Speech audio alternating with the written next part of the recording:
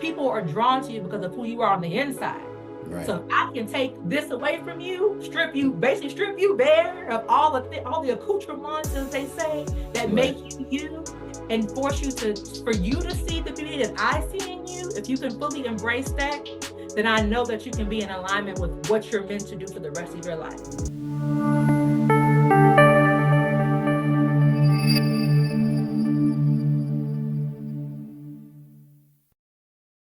And let's receive our special guest, Sister Dominique Devereaux. Let's give her a big round of applause and welcome her. Warm welcome to you, my sister. The Welcome, floor Sister is yours. Dominica. Welcome, sister. Welcome, Sister Welcome. Thank you so Um, much for having me. Thank you. And thank you, Tara, for that incredible introduction. You're hired. I'm going to take you everywhere now. No, no, she's not I'm sorry, Brother available. Abdul. He said so. I can't have it. I can't have Tara. Okay. I'll talk later, Tara. Yeah, you can't start a presentation in stealing my people. Okay. It's borrowing. It's borrowing. The gems of the Gangster. jewels of the world. No, thank you all so much for joining us. Depending where you are in the world, I appreciate your time tonight, this afternoon, wherever you may be. We appreciate it. I actually see, I think someone in the chat said from Austin. So from my hometown, thank you so much Wow. for joining. I really appreciate it. All the way in Texas. Thank you.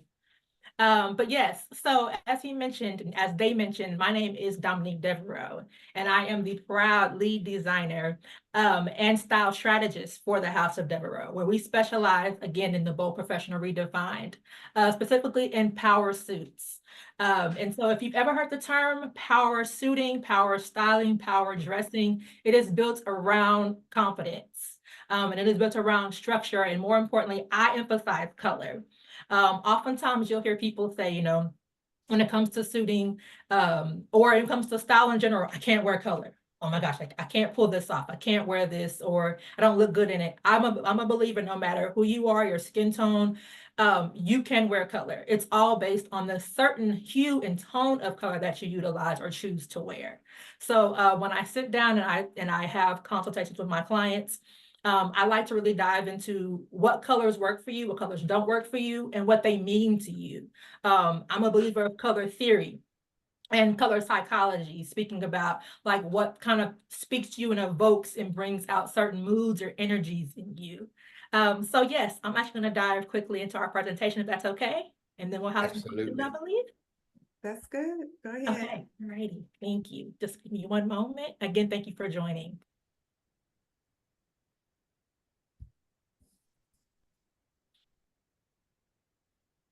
Okay, so this presentation is called The Power of Armor, Why We Stay Suited Up. You see what I did there? Suited up. All right. And so just one moment, I just want to shift a little bit around here. So the objectives of the presentation is to, number one, to address the importance of believing not only in yourself, but in something bigger than yourself. Number two, to speak to the power of adaptability over conformity. And number three, to address the power of authenticity, and confidence.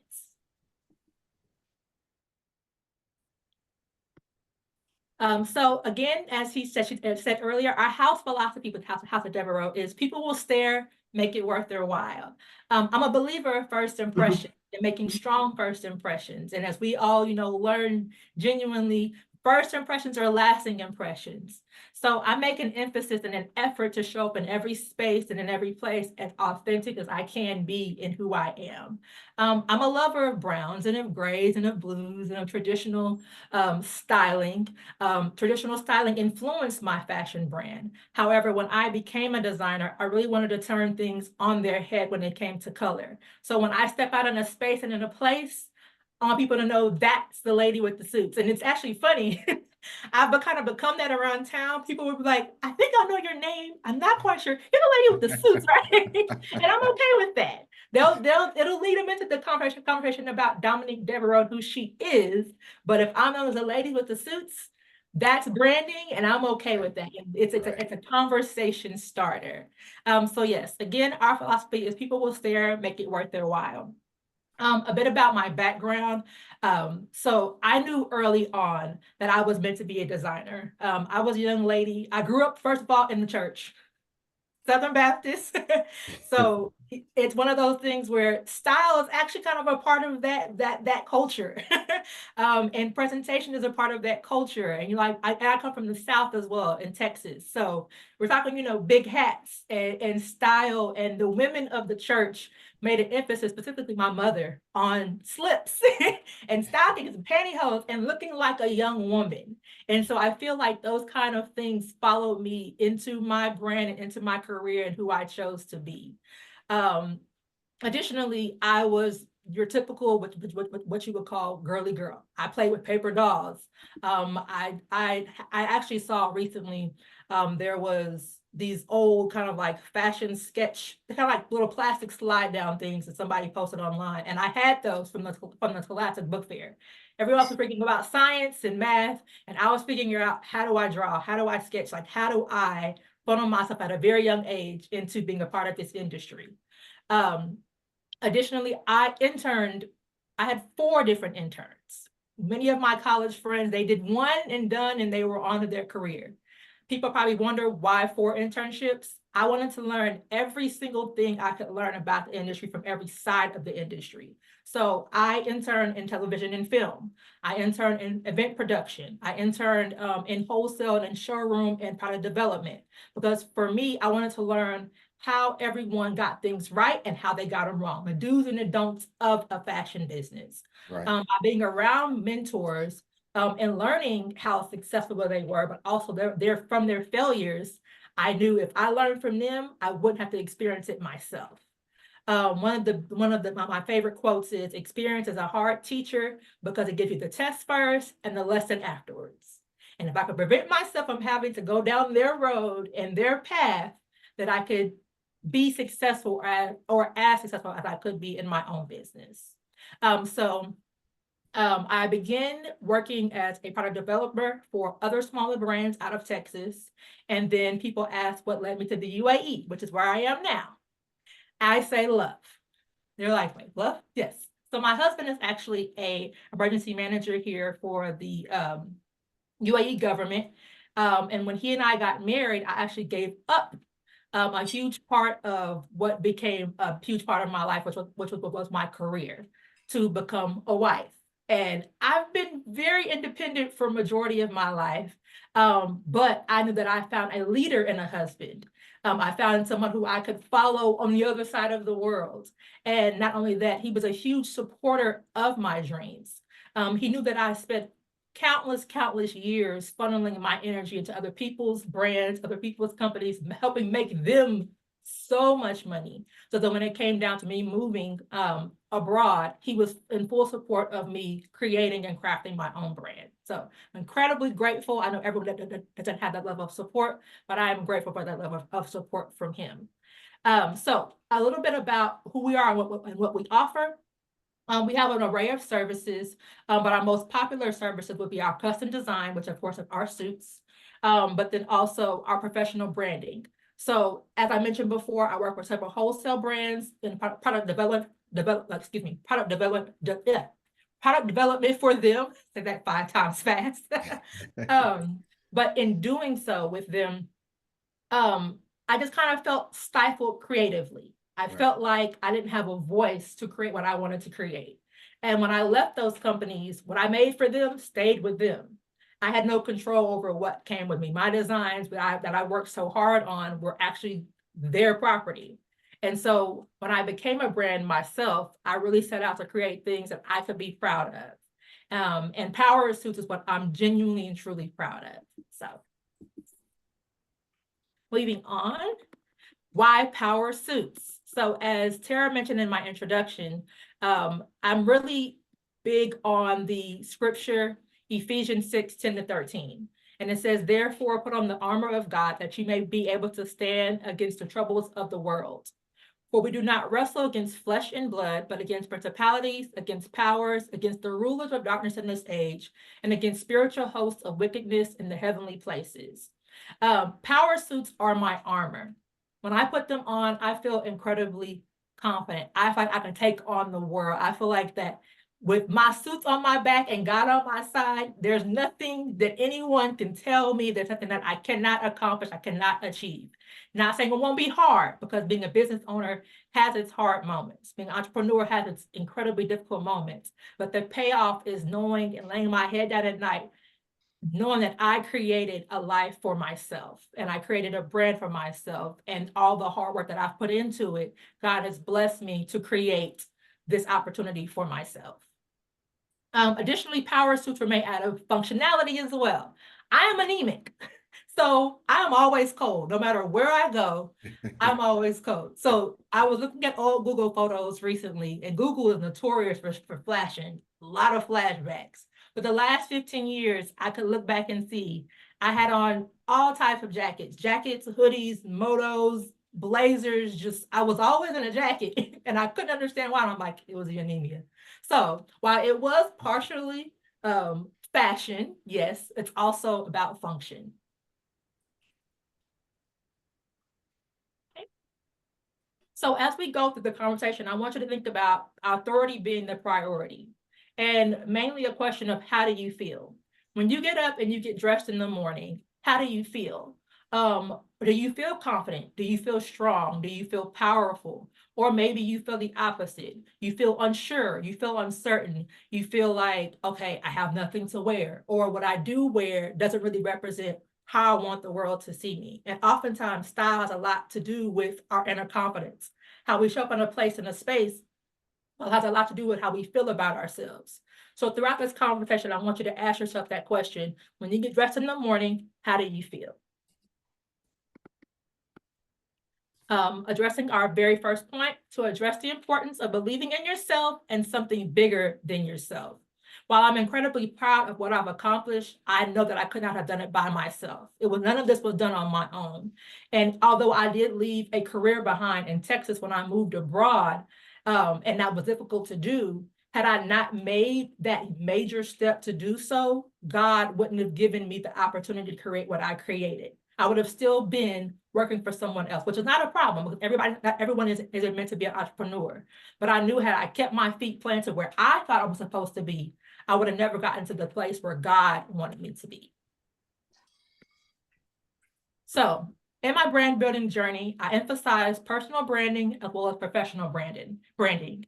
And if I wasn't a designer, I'd probably be a creative writer. I love writing. I love words. I love the power of words. So breaking down what personal brand means is personal explains and advocates who you are as an individual. So individually, I am Dominique Devereaux. But professionally, that means the public perception of who you are in your career of choice of the House of Devereaux. So put the two together, professionally and personally, I am Dominique Devereaux of the House of Devereaux. And oftentimes people don't understand that when you create a professional brand, you still have to consider your personal brand. So that's when you go into a space or a place and you want to show up and you want to maybe pitch who you are, or pitch to investors, or even pitch for a TED Talk. TED Talks are big these days. They may want to learn more about the House of Devereaux and who and what we do, but they're ultimately buying into Dominique Devereaux, the creator of the brand House of Devereaux. So I hope that makes sense. So I also want you to have a think. So this little boy here is not a stock photo. He's actually a photo from one of my clients. He's actually 18 now. He turned 18 recently. But she posted this really cute photo of him, and she said, this is Alexander having a think. And so she said whenever her son got frustrated or had a bad day, she would tell him, go have a think, son. So he would always go find a little corner on the beach or in his room or somewhere, and he would say, I'm having a think, Mom, I'm having a think. So I want you all to have a think about a couple of things. The first thing is think outside the box. And I want you to actually, let's turn that on its head. My very first job was with a man named Matt Sweeney, and he was the creator of Austin Fashion Week, and he was a fashion event producer, excuse me. And when he brought me into his office, he would often tell me during our Monday meetings, Dominique, today, I don't want you to think outside the box. I want you to think as if the box does not exist. Do not limit yourself. Do not limit your creativity because you have so much to give the world. And I see so much in you. And I was actually the very first intern that he hired to be his executive assistant. And he also wrote my letter of recommendation for my master's program because he believes so much in me and my power and my creativity. So I want to encourage you to think as if the box does not exist. If you could do anything entrepreneurial with your life, if money was not an issue or an option, what would you do? And how would you go about it? Additionally, think outside your comfort zone. Oftentimes it's easy as an entrepreneur to get caught up in what everyone else is doing. And you can follow what they call industry leaders. And industry leaders are important. Then they have a blueprint that they go by to create amazing opportunities for themselves. But they too have a comfort zone that they can get caught up in. I've had a comfort zone. Texas was my comfort zone. And I know had I never left, I would have never had the opportunity that I have now. And so if you're willing to think outside your comfort zone, then you can grow and you can become what you're meant to be entrepreneurially. Okay. So I want us to take maybe 1 to 2 minutes and do a quick activity, and no need to share in the chat if you're not comfortable, but just a couple of questions. So I want you to think of what 2 to 3 words define who you are now? And you can write them down, maybe person to yourself, not even in the chat, person to yourself. What 2 to 3 words define who you are now? And there's no wrong answer. No one's going to see this. These are your answers and your words. What 2 to 3 words define who you are now? And then secondly, I want you to write down what 2 to 3 words define who you want to become. And if those 2 to 3 words are in alignment and they are the same, kudos to you. You've got your stuff together, but everyone is not that. I have not always been able to say that my 2 to 3 words of who I was now were in alignment with who I wanted to become. It took time, it took effort, it took growth, it took a lot of prayer, a lot of patience to recognize where I was and if it aligned with where I wanted and who I wanted to become. So the third question is, do they align with what you believe about yourself and who and what you believe in? And I'm a believer of believing in things bigger than you, a calling higher than you. Fashion is an industry that is oftentimes looked at as frivolous or as superficial. And I'll be the first one to say, a lot of times it can be. But for me, what it was a funnel of creativity. And I was able to surround myself with people who didn't think in that space of being superficial. So when I set out to become a designer and a stylist, it was not just about the outer aesthetic. It was more so about helping my clients create a life built around self-confidence and create an energy built around self-confidence. These clothes only take us so far. People will say, fake it till you make it. No, don't even try to fake it. Just be genuinely who you're supposed to be. Believe in who you're supposed to be, and then allow the work in your life to align with that. I'm not a believer of fake it till you make it, because if you keep on faking, you're going to fake till you die, and that gets you nowhere. You're going to die as someone else. You're going to die inauthentic. And then what will your story be? What will your eulogy be? That you were an imitator, that you were an impersonator, that you were not who God called you to be? You don't have to be that. Okay. And now I want to give an example of power in the personal. So this is actually a visual artist named Mallory Odalusi.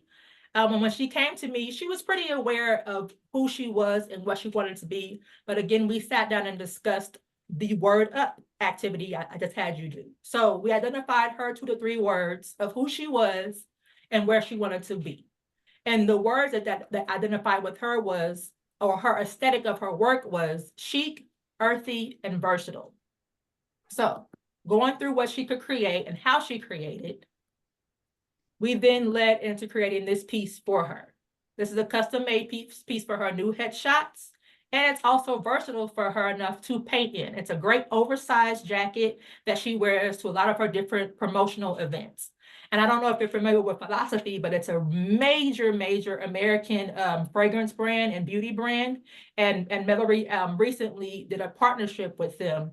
And I work with clients who I feel align with who I am. And what I love about Mallory and her art is that most of it is based around her love for Christ and her love for her family and her love for her creativity. So this piece right here, as you can see, that says, "Be strong and courageous. Do not be afraid or discouraged, for the Lord your God is with you wherever you go." Joshua 1:9, that's a piece of her artwork, but it's also the foundation of her brand. Additionally, she created a podcast called The Rough Concept. And The Rough Concept also speaks to the struggles of being entrepreneurs, something that I can genuinely get behind and understand. So working with her has been incredibly fruitful, and again, also in alignment with who I am as a brand. Okay, so next is to speak to the power of adaptability over conformity. So when I say adapt over conform, I have to thank my mother for that. My mom also, she was very encouraging of me being into fashion. She didn't always get it. She didn't always agree with it, but she was encouraging in it. And even in my education, she was like, listen, I know I'm putting you in environments with kids and who don't always look like you or think like you or act like you, but I'm not putting you there to adapt, or I'm sorry, to conform to who they are. You are to adapt to your environment, but always remain who you are and who I taught you and groomed you to be. So when I go into spaces and places with people who don't necessarily look like me or act like me or think like me, and I feel like I can be a little weird sometimes, I remember I'm there to adapt to the environment, not conform. And there's a scripture, and I could be getting it wrong, but it speaks about being transformed, not conformed. We can be transformed by the renewing of our spirit and our mind. And so when I go into places, I still show up as genuinely as I can as Dominique. Very good. Thank you. So now, again, back to have a think. So a few more questions I want you to ponder. Does what I want to build align with my professional and personal brand? The next question is, will it cause me to compromise what I believe? Will it cause me to compromise my boundaries? As an entrepreneur, the greatest word I learned on this journey was no. and it took me a long time to understand the power of no. Because when you're first starting out, you say yes to everything. You're like, want me to do this? Yes. Do that? Yes. Run this? Yes. Opportunity there? Yes, yes, yes, yes, yes. And you stretch yourself thin because in your mind, I want to be seen everywhere. I want to be known everywhere. I want people to recognize me, recognize my brand. And I want them to, in essence, I even become like a people pleaser of sorts because you're like, I don't want to tell them no because I want them to still come back. I want retention in my brand. That will stress you out and that will burn you out. And every opportunity is not a good opportunity. So I have now learned to stop, breathe, pray, ask the Lord, is this something that is brought for you and an intention for me? Is this meant for me? Or is this something that I'm forcing to be for me?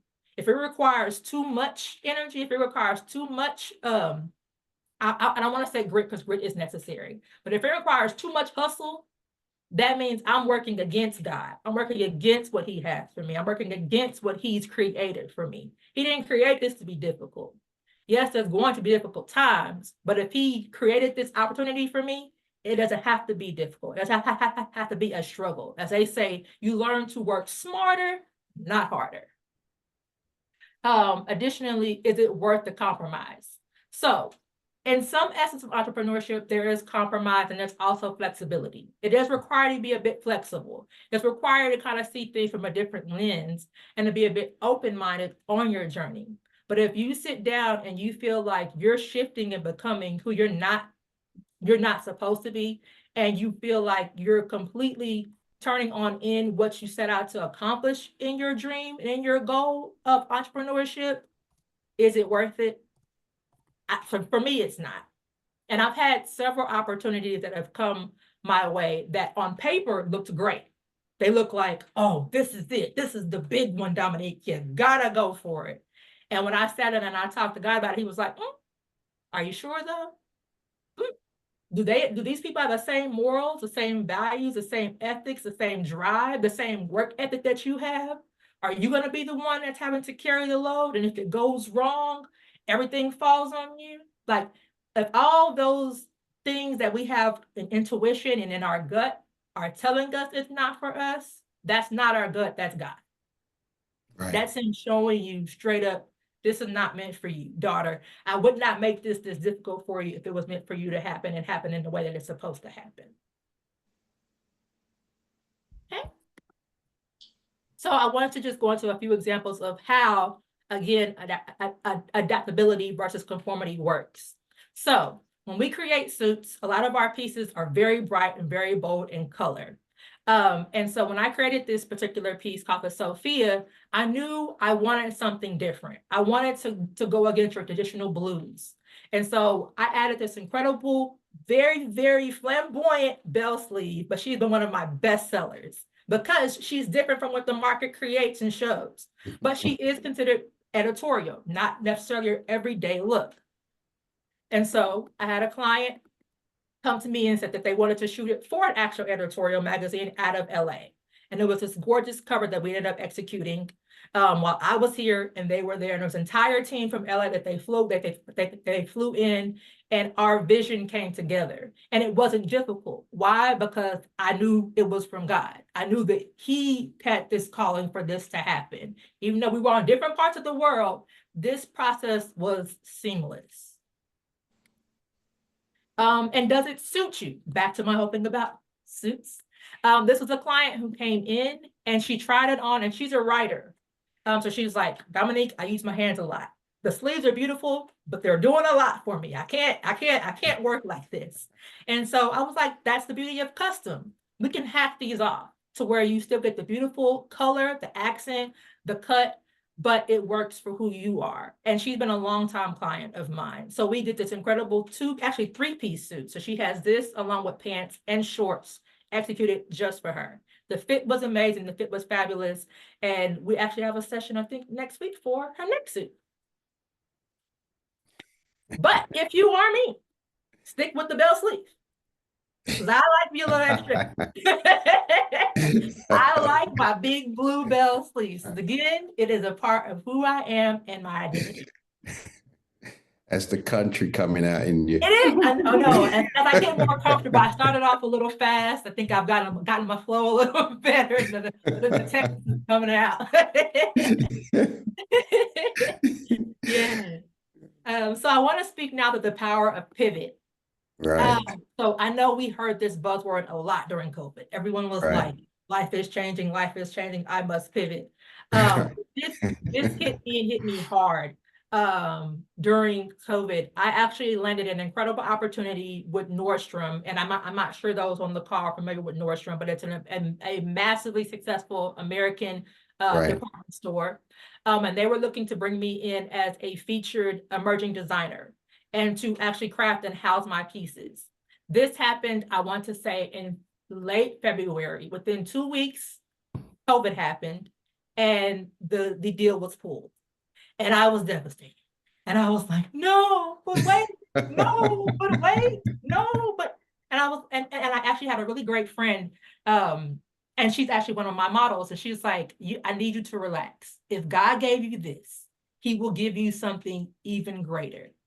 The world, it's not just you, Dominique. The entire world is crumbling. Like, get over yourself. And so what he did bring me was this awesome opportunity to create my own storefront. And it was a part of a women's co-op. There were 5 women who came together, 5 of us, to craft and create our own brands, and a woman-led cooperative located in my hometown of Austin, Texas, right across the street from that very Nordstrom's that I did not have the opportunity to do. Wow. So when I say the Lord will give you greater if you allow him to, it can happen. Right. That's right. And so we did actually end up moving our brand completely online, but we still have our operations running here and in Texas. So I'm really, truly, truly proud of that and what we have created. So now the power of press. So, as Tara mentioned in my bio, I've had the opportunity to have some incredible features. One being, actually two being twicely featured in Cosmopolitan Middle East, but also Zevora Flair. I was also asked, this was about 2 years ago, to come into a private island here in Abu Dhabi to host a Women's Day event. And they allowed me to create and craft a dinner party for about 50 to 60 of their guests to promote my brand. And this was unheard of because many people don't get those opportunities, especially for something that is such a big luxury space. And from that, I garnered so much attention to the brand, and just a way for them to see me, meet me face to face and learn more about, again, my personal brand of Dominique Devereaux, who created the professional brand House of Devereaux. Additionally, I've had campaigns for W Hotels out of Dubai. I've been able to shoot, again, as she mentioned earlier, in Paris, all the way to Los Angeles. And much of this has been done on my own. I do not have the full-fledged PR team that I am seeking. So if there is anyone here on the call who owns a luxury agency and would like to discuss after, let's chat. But Absolutely. just putting it out there. Wonderful. Thank you. And so I next want to speak about the power of collaboration. Again, this goes back to alignment. This was a young lady named Sophia who owned a brand here as well. And she and I actually hit it off over our love for a devotional that I had found called The Battlefield of the Mind by Joyce Meyer. And so when she and I would talk about our journeys living abroad, both of us being wives, having fashion careers, because she too was in fashion, and having had given up our dreams in Texas to come here and follow for life of love, she just really kind of spoke to my spirit. And even more so spoke to my spirit because she was a believer. And I believe, again, in this quote of be the energy you wish to attract. So I knew if I was going to live abroad, I needed to surround myself with people who had an understanding of me, the way I think, and why God is so important to this journey of my life. So I also want to speak about embracing the gray. So when I say embrace the gray, it's kind of like a double entendre, meaning embrace the gray literally and figuratively. When I say embrace the gray, I started going gray when I was 17 years old. Oh, wow. Yes. And it's been a journey for me, but it's also become my kind of like signature trademark. People are like, that's a lady with the suits and the gray hair. But additionally, when I moved here, I lost my hair. And as women, this is a terrible photo, but this is what they make you take at the UAE driver's license office. But you can't smile. So, but when I moved here, I began to lose my hair to actually a very rare blood infection. And it kind of became a bit of a reflection in my self-confidence. So here I was, someone who was preaching and teaching self-confidence, not feeling fully and wholly as who I knew I could be, all because I had a strong attachment to my hair, to my crown. But this was also an opportunity for God to remove me out of a space of vanity and show me that your reflection of who I called you to be does not rest in the outer part, in the exterior. People are drawn to you because of who you are on the inside. Right. So if I can take this away from you, basically strip you bare of all the accoutrements, as they say, that make you, and force you for you to see the beauty that I see in you. If you can fully embrace that, then I know that you can be in alignment with what you're meant to do for the rest of your life. And I feel like I've been purposed to be a part of this industry, an industry that is hard and that is difficult, but I've been purposed to be a part of it because I have learned to embrace the gray, not just my gray hair, but all the gray areas of entrepreneurship in between. And there are a lot of them. So I want to encourage you to embrace the gray, Okay, so I'll be wrapping up here. Thank you. I needed to hear that. You're welcome. You're welcome. No matter where it comes in, Okay, lastly, we have to address the power of authenticity and confidence. So I want you to consider the 4 C's. So when I say the 4 C's, not discussing diamonds, which I do love. We're talking color, cut, clarity, and comfort.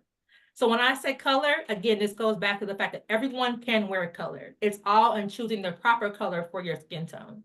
The jacket that I'm wearing today is our Alexis, and she is one of our top sellers because I was very, very, very particular on the red that I used to create for my clients.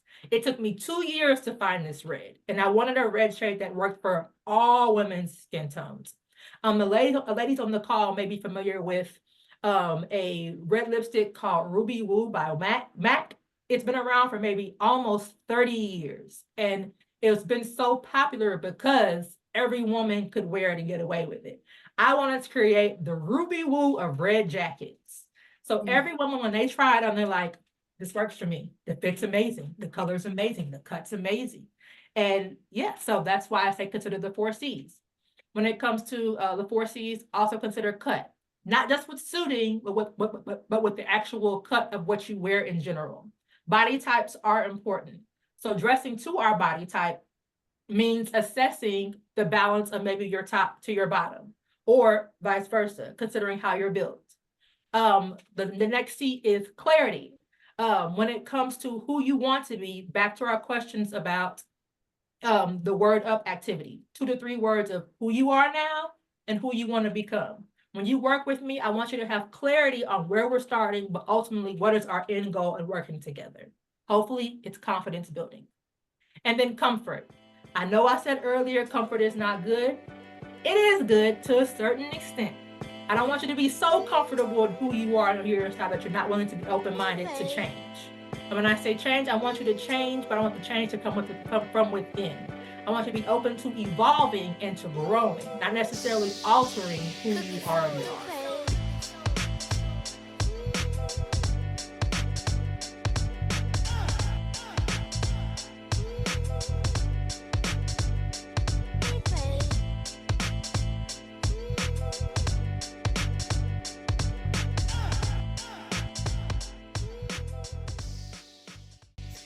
Do you enjoy our content? Well, make sure to like, subscribe, and click that notification bell so you won't miss an episode.